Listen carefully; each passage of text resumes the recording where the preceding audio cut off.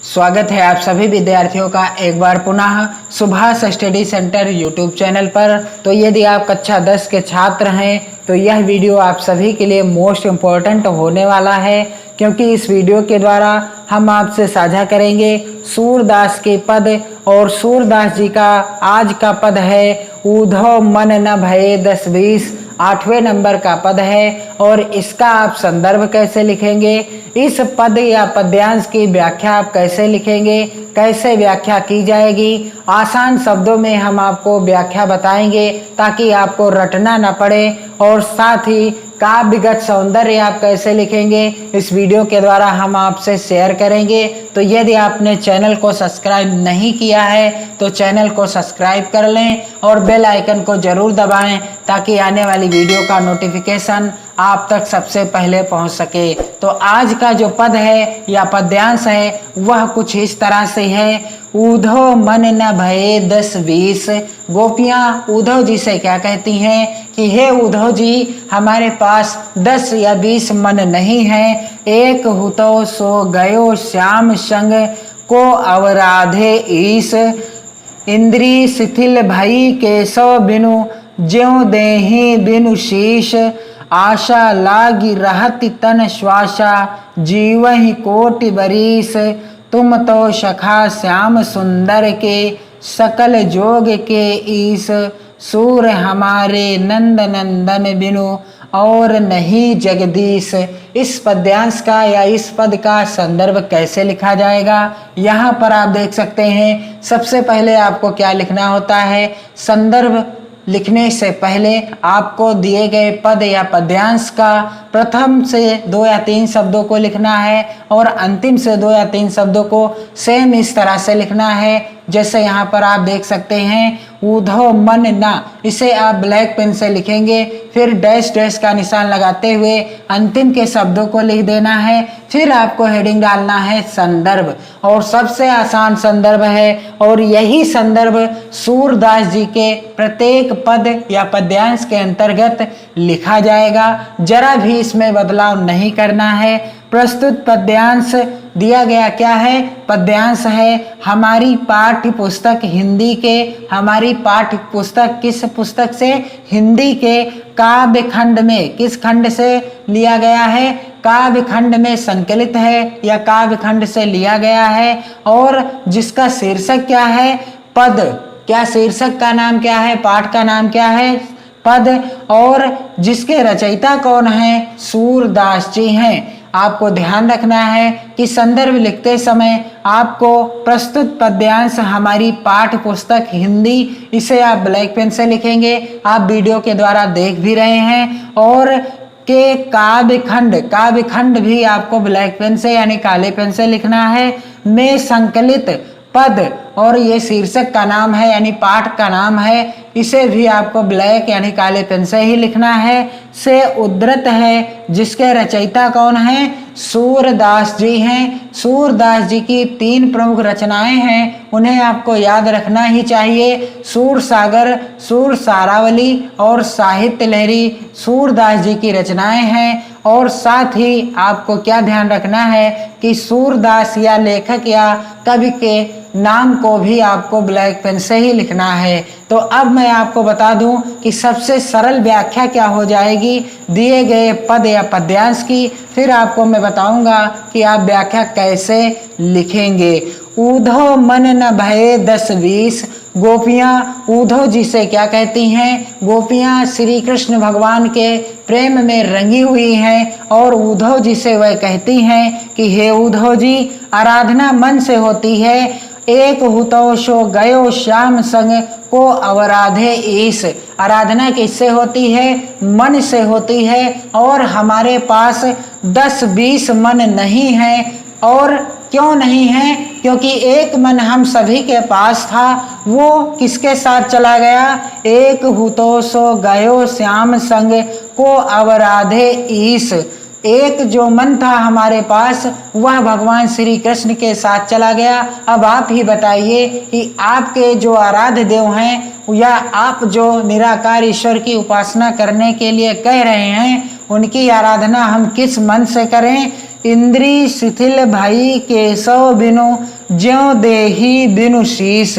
गोपियाँ क्या कहती हैं कि एक मन जो था वो श्री कृष्ण भगवान के साथ चला गया और क्या कहती हैं उद्धव जी से कि हे उद्धव, हमारी इंद्रियां श्री कृष्ण के बिना शिथिल हो गई हैं। क्या हो गई हैं? हे उद्धव जी, हमारी इंद्रियां श्री कृष्ण भगवान के बिना शिथिल हो गई हैं। जैसे सिर के बिना शरीर गतिहीन हो जाता है, ठीक उसी प्रकार से हमारी इंद्रियां भी भगवान श्री कृष्ण के बिना गतिहीन होती जा रही हैं।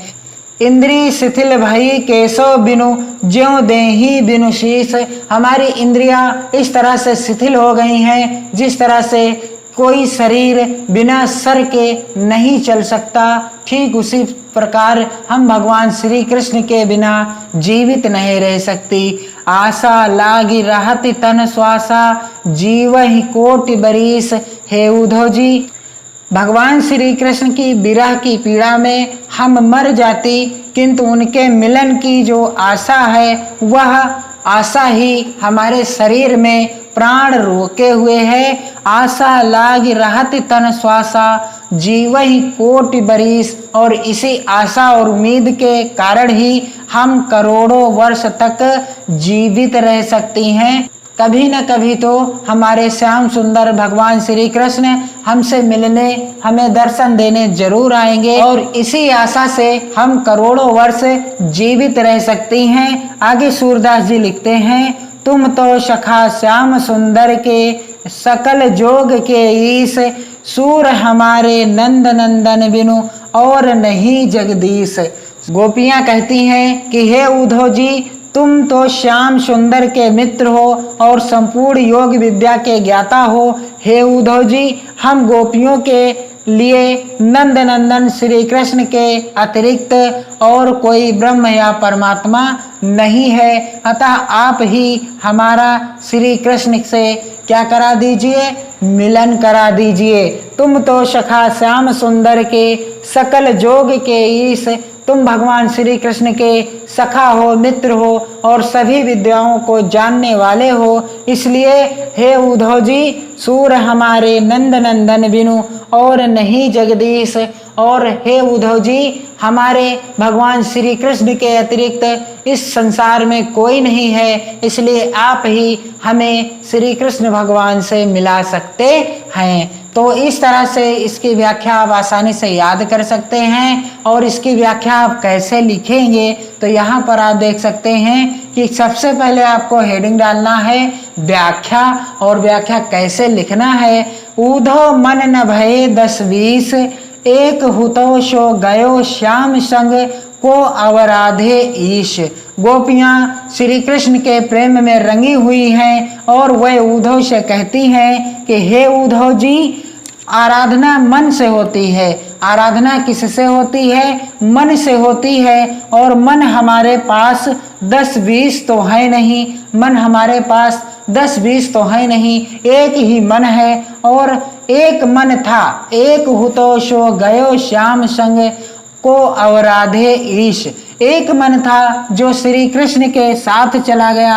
अब तुम्हारे निराकार ब्रह्म की आराधना किस मन से करें? अब जो आप निराकार ब्रह्म की आराधना करने को बता रहे हैं, हम उसकी आराधना किस मन से करें? क्योंकि हमारा मन तो भगवान श्री कृष्ण के साथ चला गया। इंद्री शिथिल भई केशव बिनु ज्यों देही बिनु शीस। इंद्री शिथिल भई केशव बिनु। हे उद्धव, हमारी इंद्रियां श्री कृष्ण के बिना शिथिल हो गई हैं। जैसे सिर के बिना शरीर गतिहीन हो जाता है, ठीक उसी प्रकार से हमारी इंद्रियां भी भगवान श्री कृष्ण के बिना गतिहीन या शिथिल हो गई हैं। आगे सूरदास जी लिखते हैं, आशा लागी रहत तन श्वासा जीवहि कोटि बरीस। सूरदास जी कहते हैं कि गोपियां उद्धव से कह रही हैं कि हे उद्धव जी, श्री कृष्ण की विरह की पीड़ा में हम मर जाती, श्री कृष्ण की विरह की पीड़ा में हम मर जाती, किंतु उनके मिलन की आशा में प्राण अटके हुए हैं और इसी आशा में हम करोड़ों वर्ष तक जीवित रह सकती हैं। आशा लाग रहत तन श्वासा, जीवहि कोटि बरीस, तुम तो सखा श्याम सुंदर के सकल जोग के ईश।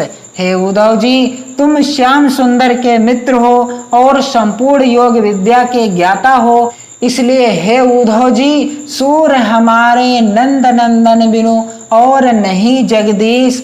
हे उद्धव जी, हम गोपियों के लिए नंद नंदन श्री कृष्ण के अतिरिक्त और कोई ब्रह्म या परमात्मा नहीं है, अतः आप ही हमारा श्री कृष्ण से क्या करा दीजिए, मिलन करा दीजिए। अब इस पद या पद्यांश का काव्यगत सौंदर्य आप कैसे लिखेंगे, तो सबसे पहले आपको हेडिंग डालना है काव्यगत सौंदर्य, और सबसे पहला बिंदु लिखना है विरह वेदना की व्यंजना की गई है।